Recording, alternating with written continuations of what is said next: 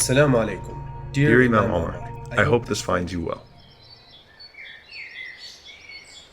So I'm feeling better now.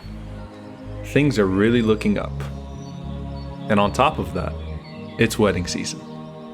The time of the year when you try to outshine the groom and pretend you're him for a moment and that it's you getting married. And this isn't just any wedding. Kareem's getting married, and I couldn't be happier for him. I'm going earlier to help set up, and even got him and his wife some flowers and a pretty nice gift, which I'm pretty sure he's gonna love. And I've gotta admit, I'm looking pretty smooth.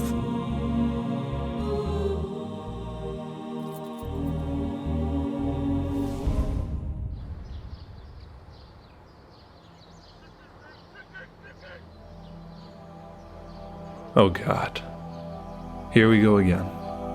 People seem to mess up my good and bad moments.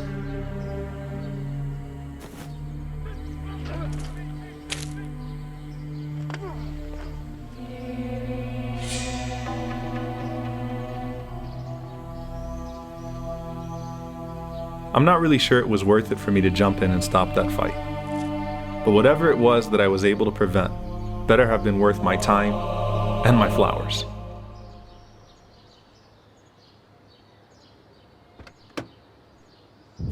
But I wasn't gonna let that fight spoil my day.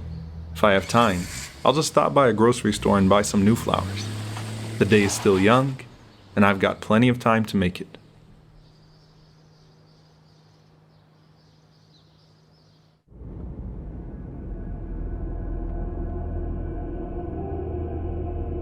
You've got to be kidding me. The only reason I got down is because I know Kareem would have done the same. An opportunity presented itself to help someone, and I've learned the value in doing so. No, it wasn't the best time, but I remembered the Prophet, peace be upon him, taking time out, even on the day of Eid, to serve an orphan.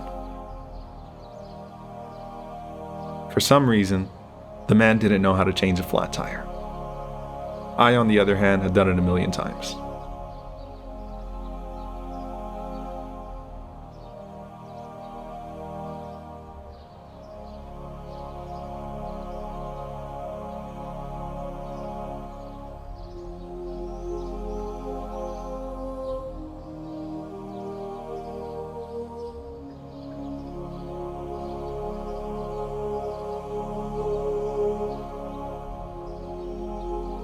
The man was so grateful he actually wanted to take me out to lunch. But I told him I had to make it to a wedding. But his smile made being late worth it.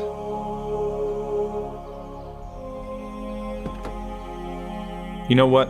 Kareem's gonna have to believe me this time. My appearance makes it pretty clear I wasn't just stuck in a bathroom. No. No, you've gotta be kidding me. Alhamdulillah. My car breaking down here would have literally been the worst thing ever. I've got to get moving now. Hopefully no more unexpected people on the way.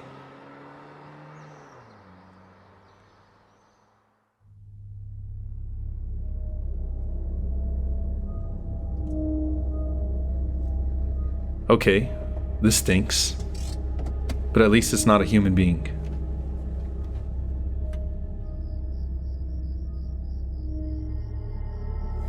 No. God. What more could possibly go wrong tonight? I look like I've been mauled by a pack of wolves now. Just whatever.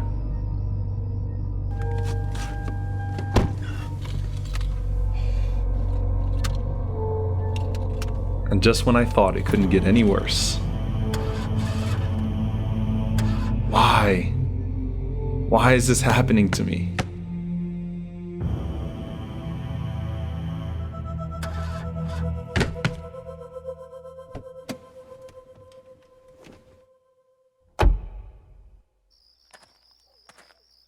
At that point, I thought maybe killing myself last week wouldn't have been such a bad idea.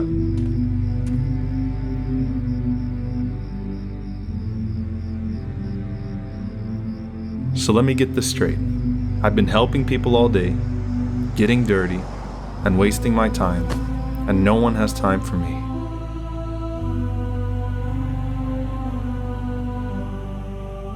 What am I supposed to get out of this?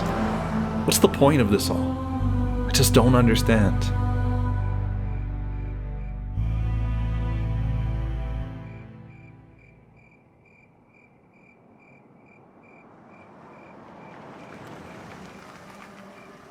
So finally, a guy stops and offers me a ride, telling me I looked familiar.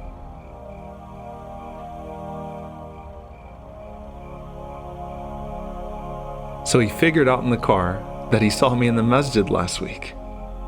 And the craziest thing about it was he was actually on his way back from Kareem's wedding.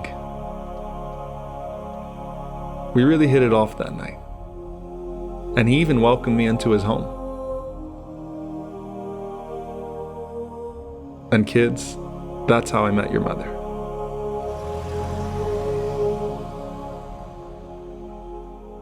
عسى أن تكرهوا شيئا وهو خير لكم. It might be that you hate something and it ends up being the best thing that's ever happened to you. Now here, Ziyara meets his future father-in-law.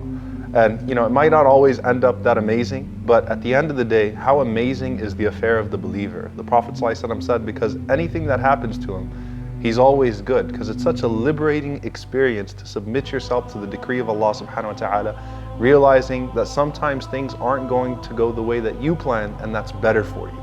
And so the Prophet ﷺ told us never to say if this would have happened or if I would have done that, because those open the doors of shaitan, because then you start thinking things would have been different. But at the end of the day, Allah prepares you for amazing things, especially when you're doing good things for people.